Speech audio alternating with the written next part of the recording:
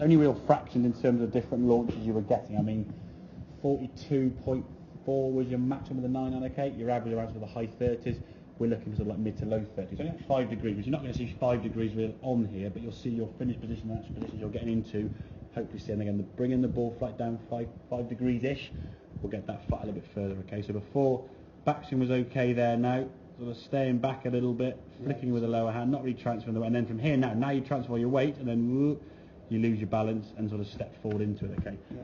What we're trying to do now is actually get yourself to the top of the backswing rather than just rotate this way. You want to shift a little bit to the left. Okay. So as we start coming down, there's a little bit of shift down to that left side. And once you get on top of the ball, now you're covering the ball. Your hands now have won the race effectively. Back to the golf ball, so we're keeping the hands in front. There's no scoop there. Getting that ball flight to come down, and then we can just twist through in a much more relaxed position. Now, you're always going to be someone who turns quite a lot to the ball. That's just your natural speed. You create a lot of speed, okay? And your body just wouldn't be able to sustain yourself finishing in kind of sort of that position there, and just sort of finishing there with your arms over your shoulder there. It just wouldn't feel natural to you. So you always have that slightly longer follow through than the textbook says. It doesn't bother me at all because it means you release your body nicely and get to there. But as long as the sequence from there is first it moves to the left and then it releases rather than just rotates and then has to try and catch up at the last second, because if you're rotating and leaning back, scooping it, it's going to go very high left, and then what you'll then tend to do is try and hold the club face open, which sends even higher and even weaker.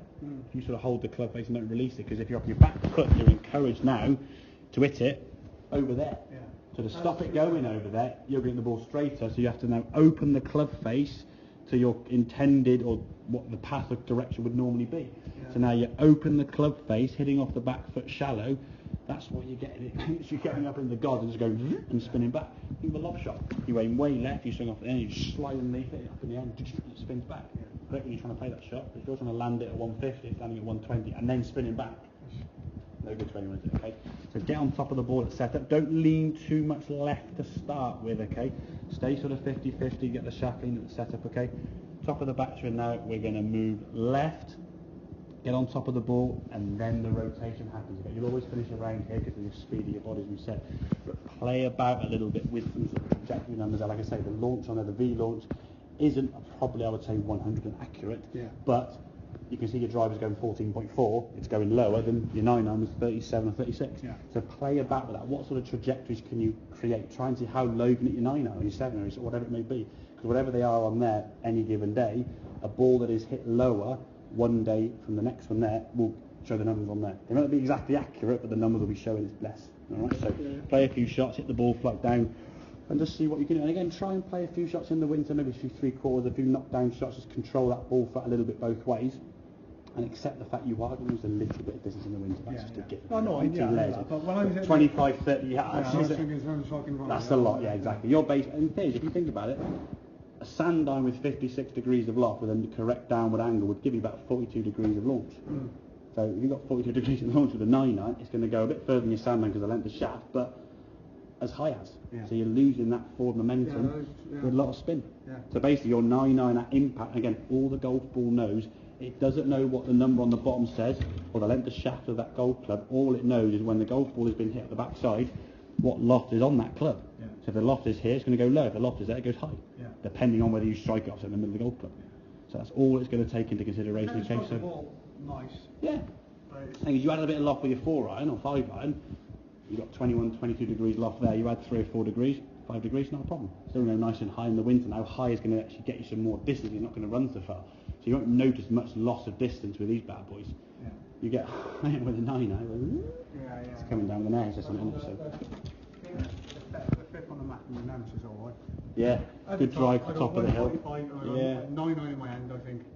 I have to get over that bunker. I'll try it, if you said it.